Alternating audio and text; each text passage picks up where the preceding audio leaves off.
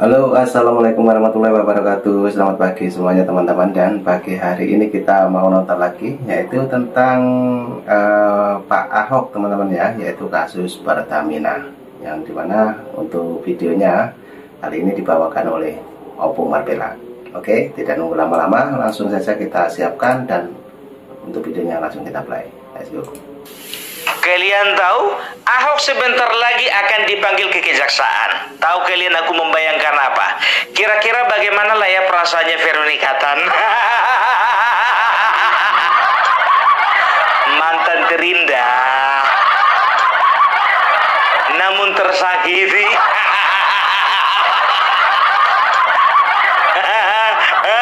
Kalau misalnya seorang wanita, biar tahu kalian, melihat seperti itu, mantannya dipanggil kejaksaan, dia berpikir apa? Itulah kau tinggalkan aku kan? Coba kalau kau masih bertahan sama aku, aman kau. Demi wanita lain kau tinggalkan diriku.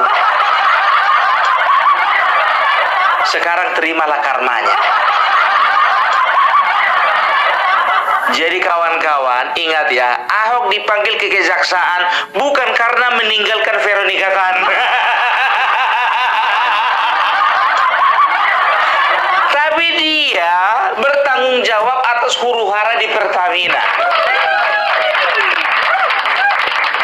Kalau yang tadi cuma openingnya itu. Walaupun 10% benar. Aku mewakili perasaan wanita. Aduh.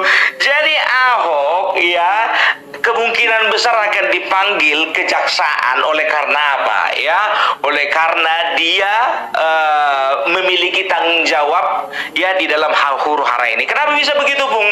Ya, jadi kasus korupsi ini terjadi rentang waktu 2018 sampai 2023. Nah, Ahok 2019 sudah jadi komisaris utama, kan begitu.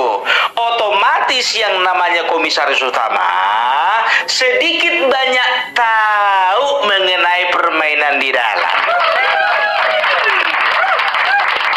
Masalahnya kenapa nggak dibongkar? Kenapa kau baru keluar-keluar sekarang, Ho? Di media sosial kau serang rezim. Ada penguasa yang sedang bermain.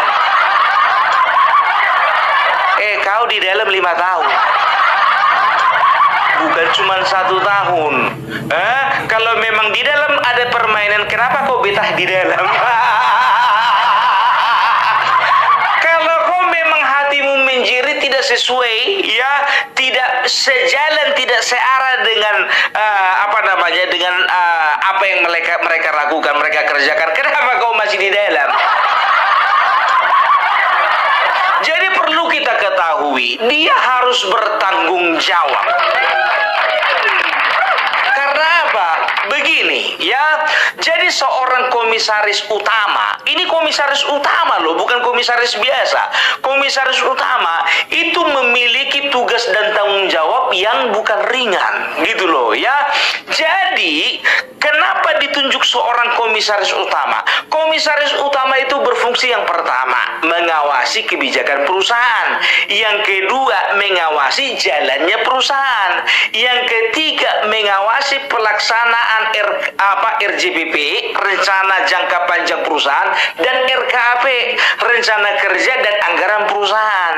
Yang keempat, mengawasi dan mengevaluasi pekerjaan atau kinerja direksi. Yang kelima, ya dia berhak untuk mengajukan audit, kan gitu, mengusulkan audit. Ya, setelah itu apa? Dia menandatangani, ya dia bertanggung jawab untuk menandatangani laporan tahunan dan lain sebagainya tanggung jawab seorang komisaris utama. Jadi udah ngerti kan kenapa yang namanya Ahok harus bertanggung jawab 5 tahun dia loh, ya. Coba sekarang begini, ku bilang sama kalian ya, kurunut dulu sama kalian ya.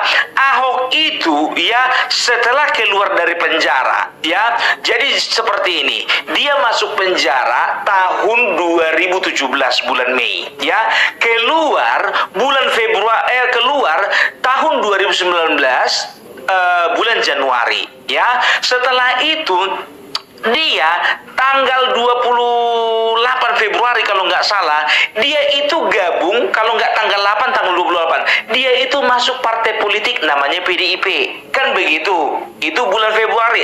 Nah, bulan November dia diangkat menjadi komisaris utama PT Pertamina. Kan begitu, tahun 2019.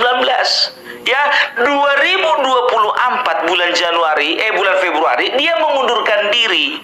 Kan begitu. Nah, sekarang dari bulan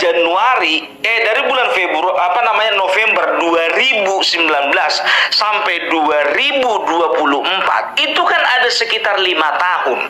Ya, jadi apa tugas dan tanggung jawabnya Ahok itu sebagai komisaris utama? Apa nggak ngerti?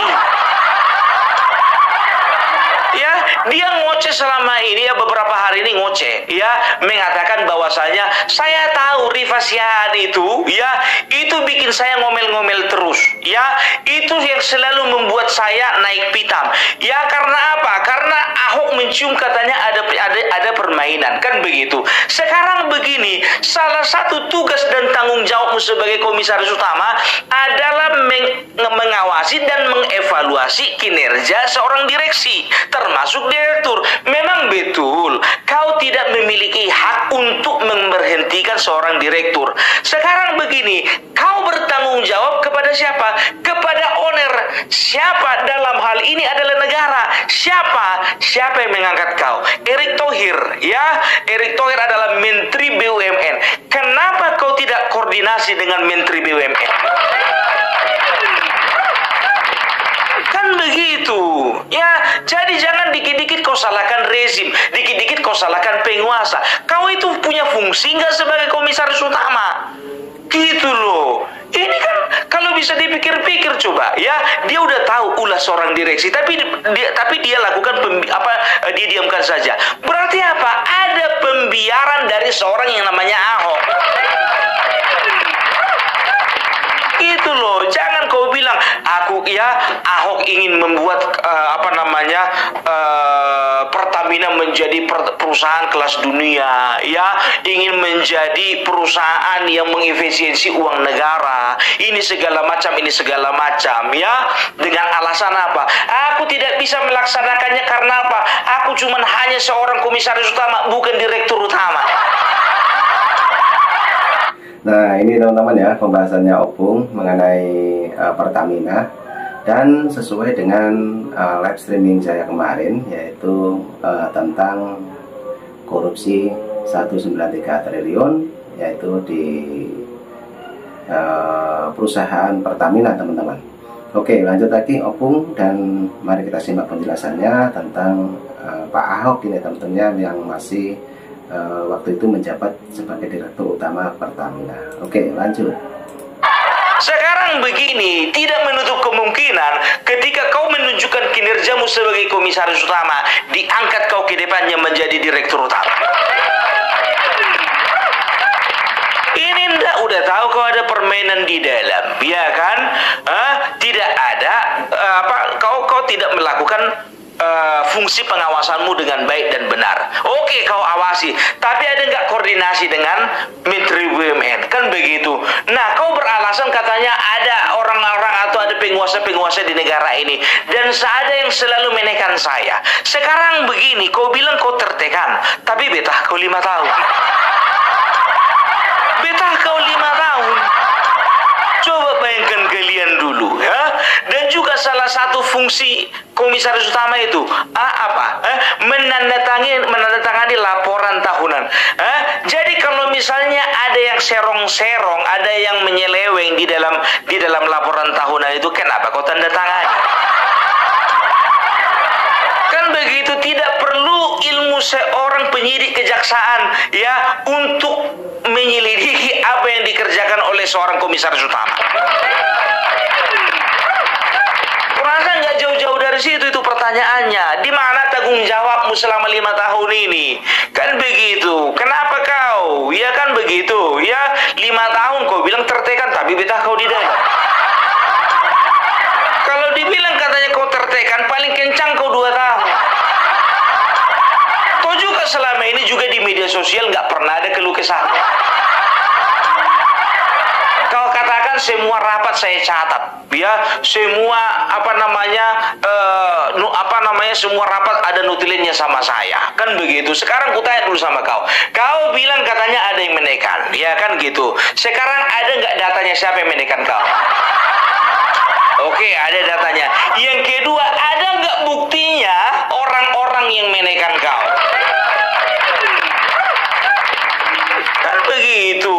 Ya kalau misalnya contohnya kau kau menyimpan semua buktinya, ya begitu kau berhenti, ya ketika kau mengundurkan diri, kenapa nggak kau laporkan? Ya, ingat ya, seseorang yang melakukan pembiaran terhadap kejahatan berarti itu secara tidak langsung juga bekerja sama ya dengan turut andil di dalam kejahatan tersebut. Ya iyalah, ya udah tahu kita kawan kita melakukan kejahatan, tindak pidana lagi, ya kita lakukan pembiaran, ya apakah itu bukan kejahatan juga? Ya itu kejahatan, itu dia. Ya jadi jangan pernah berkuar-kuar, kau kuar-kuar selama beberapa hari ini rezim selama ini rezim. Ini permainan rezim. Saya yakin kalau berganti rezim ini semua di penjara. Gua bilang sama lu semua ya, kalau gua udah pegang datanya, lu bisa gua penjarain. Hoax sekarang nggak perlu ngomong hoax, yang perlu bukti hoax. Gitu tak? Sekarang begini, aku nggak ngerti, kok bisa lah kau diangkat jadi komisaris utama? Yang jadi pertanyaan ya, apakah memang murni kau itu punya kualitas di dalam migas? Yang kedua, atau karena kedekatanmu sama Bapak Jokowi? Tapi kalau dibilang karena kedekatan dengan Bapak Jokowi, di ujung-ujungnya dibilang katanya Jokowi nggak bisa kerja. Itu dia kan, apa dibilangnya? Jokowi nggak bisa kerja. Padahal Jokowi ya melalui Erick Thohir mengangkat yang namanya Ahok sebagai komisaris utama. Jokowi diminta tanggapannya apa? Kita sudah tahu bagaimana kinerjanya Ahok, kan begitu. Nah datang Ahok dibilang Jokowi nggak bisa kerja. Kejam kali kau. Atau alasan ketiga, kau itu titipan Megawati.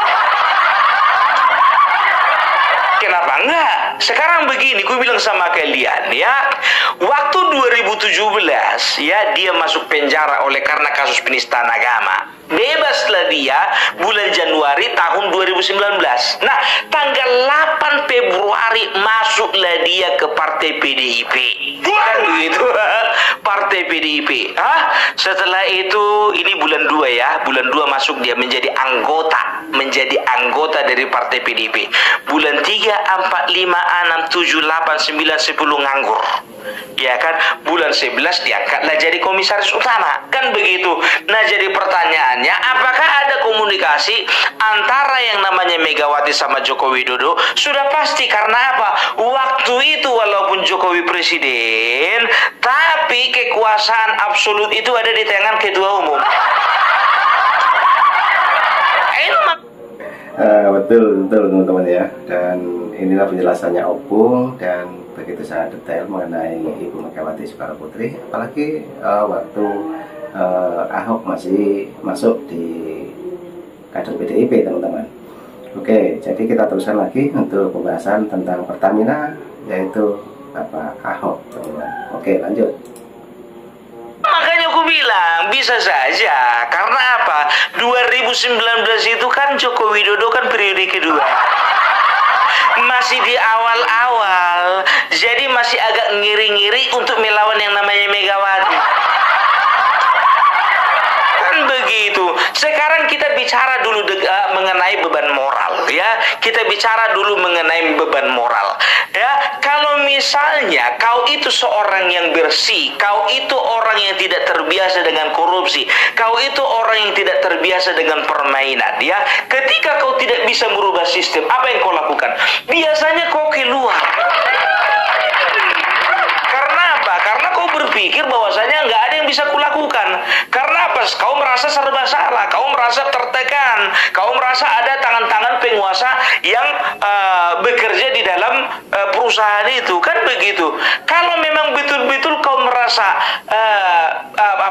punya moral, kau pasti tertuduh ketika kau bekerja di dalam perusahaan tersebut. Maka kalau nggak bisa berbuat apa-apa sebagai seorang yang bermoral bersih, harusnya aku nggak bisa seperti ini. Ku makan gaji 170 juta per bulan, tapi seperti ini jalannya perusahaan, aku nggak bisa terima. Setahun kau mungkin gak betah, ya tahun kedua kau mungkin uring-uringan, gak bisa lagi nih, kayaknya ini gak bisa, aku mengundurkan diri, kan begitu. Nah, ini kau mengundurkan diri karena apa?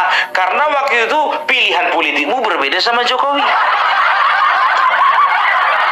Bukan karena kau terbeban, bukan karena kau tertekan. Kenapa sayang meninggalkan gaji 170 juta? Itu dia, makanya aku bilang, ya, jadi kita itu harus tahu, ya, job desk kita itu seperti apa. Jangan mau cuci tangan. Sekarang aku bilang sama kau, memang betul, katakanlah kau nggak ada makan uang, katakanlah kau nggak ada ikut bermain, tapi di mana-mana biar tahu kau, ya, kalau misalnya ada satu masalah korupsi, kan begitu, ada satu orang tanda tangan aja walaupun nggak ikut makan, itu bisa kena. Banyak kita jumpai seperti itu, gitu loh, ya. Jadi jangan kau itu berpikir bahwasanya masyarakat itu bodoh, ya. Memang betul sebagian masyarakat ini, ya, menyatakan bahwa kesannya kau itu bersih, kau itu tahu kerja, nggak akan mungkin kau melakukan praktek-praktek korupsi. Jangankan mereka, opung Parbela pun juga percaya. Tapi sekarang aku yang kami tagih itu masalah tanggung jawabmu sebagai komisaris utama. Kan begitu, ya kan? Sekarang dari sebuah perusahaan, ya, ownernya siapa? Ownernya negara. Kau bertanggung jawab bukan kepada perusahaan Pertamina, tapi kau bertanggung jawab kepada negara, kepada pemerintah. Otomatis kau bertanggung jawab juga terhadap rakyat, gitu loh. Karena bagaimanapun juga perusahaan negara, bangsa ini, pemerintahan ini, ya, bisa terbangun, bisa terpelihara oleh karena apa? Oleh karena ada satu andil dari masyarakat, apa itu? Pajak. Ini jangan kau tuding cuma rifasiaan. Itu loh. Kau kalau seorang gentleman, kau harus katakan, iya, saya bertanggung jawab. Nah, itulah teman-teman. Jadi sesuai yang kemarin malam saya live streaming, memang pembahasan di situ kebanyakan menanyakan kasus dari Pertamina ini, teman-teman. Yang dimana semua yang berpendapat di situ fokus sama Ahok, teman-teman. Oke, lanjut lagi, Opung, kita play. Selama ini nggak pernah kami dengar kau di media sosial kuar-kuar, ya, mengenai bagaimana keadaan Pertamina, ya. Kalaupun ada mungkin luput dari perhatianku, tapi yang terlalu meledak, yang terlalu menggelegar nggak ada, gitu loh. Ya, dikit-dikit kau salahkan rezim, berbicara kau, nanti kalau misalnya rezim sudah ganti, nanti kalian masuk penjara semuanya. Sekarang tergantung rezimnya siapa. Kalau rezimnya dari partai kalian, nggak akan berubah. Itu dia, ya. Jadi jangan sembarangan. Aku lucu, aku dengar kau keluar di apa itu. Ya, nggak kusalahkan kau, enggak, ya.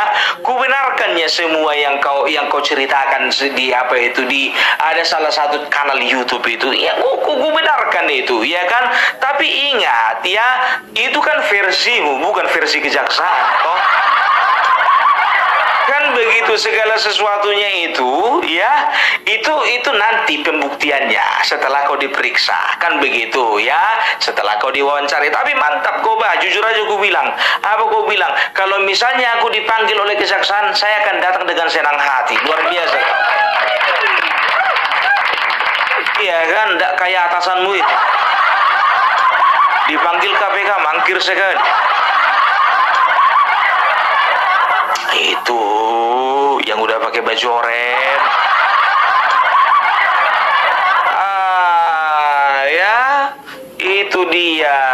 Tapi kalau kau sempat masuk juga, nggak ngerti juga. Ketemu juga sama Hasto, Bung. Lanjut. Tapi cemana mau bilang kalau bicara moral istrinya jadi tinggalkan.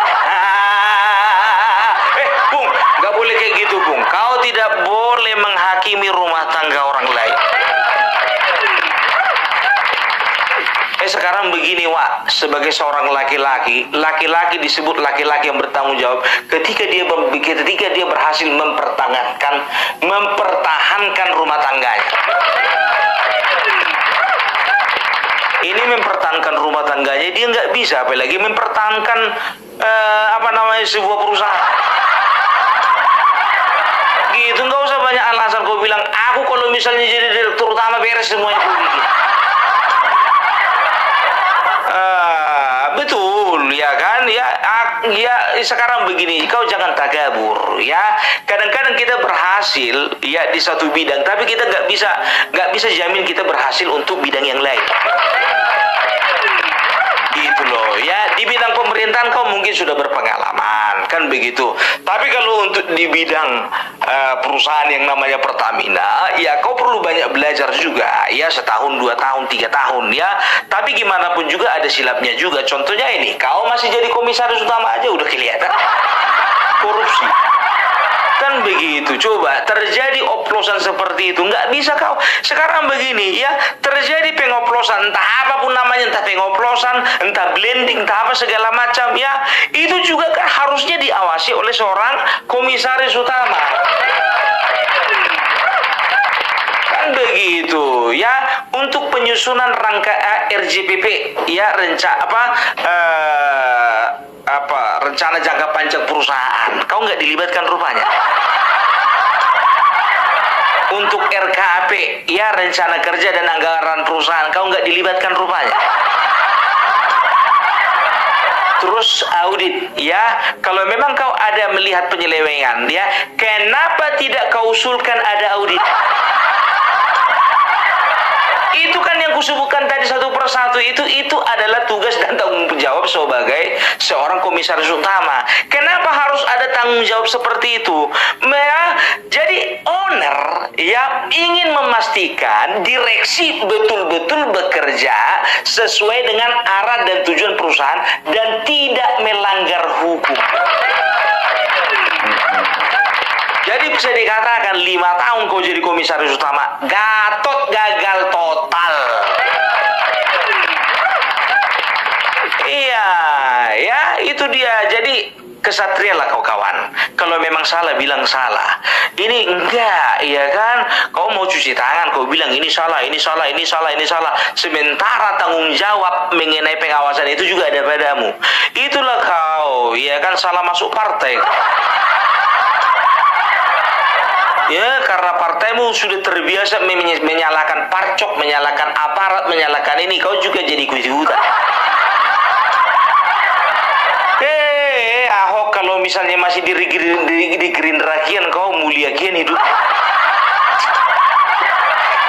Itulah kau tinggalkan Gerindra 2014. 2014 dia biar tahu kalian, ditinggalkannya Gerindra, dia jadi gubernur. Padahal salah satu partai yang betul-betul mendukung Ahok kemarin menjadi wakil gubernur itu adalah Gerindra. Tapi dia tinggalkan. Setelah itu masuk penjara, keluar penjara. Kenapa tidak masuk Gerindra lagi? Kok masuk PDIP? Salah pilih partai dia. Karena dia melihat, wow, ini adalah bintangnya PDIP. Ternyata instingmu salah, kawan.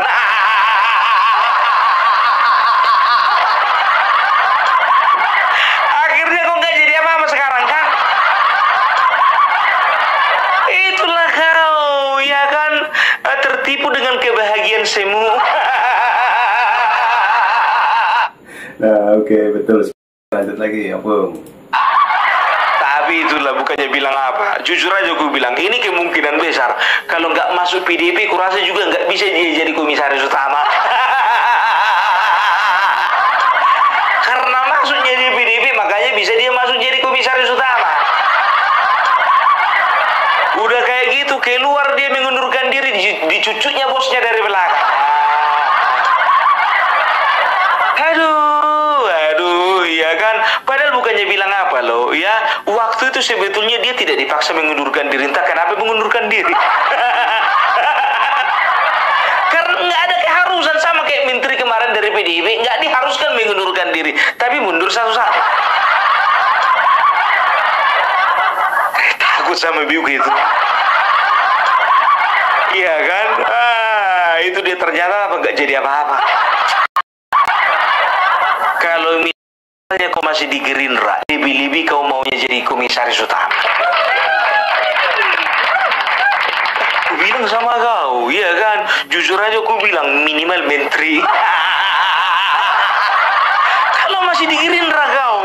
Tapi cemana dibilang, kemarin itu di PDIP juga dijanjikan seperti itu kan begitu. Nanti kalau menang kau menteri satu ya. Udah pasti. Pasti kalau DPP itu pasti ke bagian menteri lah. Kan begitu, rupanya salah pilih tempat.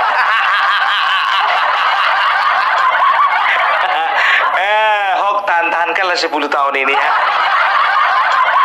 Kau carilah kerjaan lain, Bang. Atau bikin channel YouTube kau. Aduh, ya. Jadi oke lah dulu ya. Itu aja tanggapan Opung Parbelak ya. Aku tidak pernah menuduh yang namanya Ahok korupsi. Ingat ya, aku juga yakin seyakin-yakinnya kawan ini bersih. Aku juga yakin seyakin-yakinnya kawan ini nggak ikut terlibat di dalam permainan ya. Tapi masalahnya dia bertanggung jawab terhadap pengawasan. Tergantung kalian menilai. Kalau kalian menilai ada permainan, terserah kalian ya. Itu kan penilaian dari Opung Parbelak. Oke? Jadi itu dulu dari Opung Parbelak. Salam NKRI harga mati. Oke. Terima kasih Opung yang penjelasannya begitu detail ya. Dan tadi sudah diberitahukan untuk kita semua penjelasan satu persatu mengenai Ahok, dan sesuai dengan jabatannya yaitu diangkat menjadi komisaris utama yaitu di PT Pertamina, teman-teman. Jadi itulah penjelasan Opung dari awal sampai akhir. Mungkin videonya ini terlalu panjang, ambil hikmahnya dan tetap semangat, sehat selalu. Salam buat keluarga. Assalamualaikum warahmatullahi wabarakatuh. Sampai jumpa.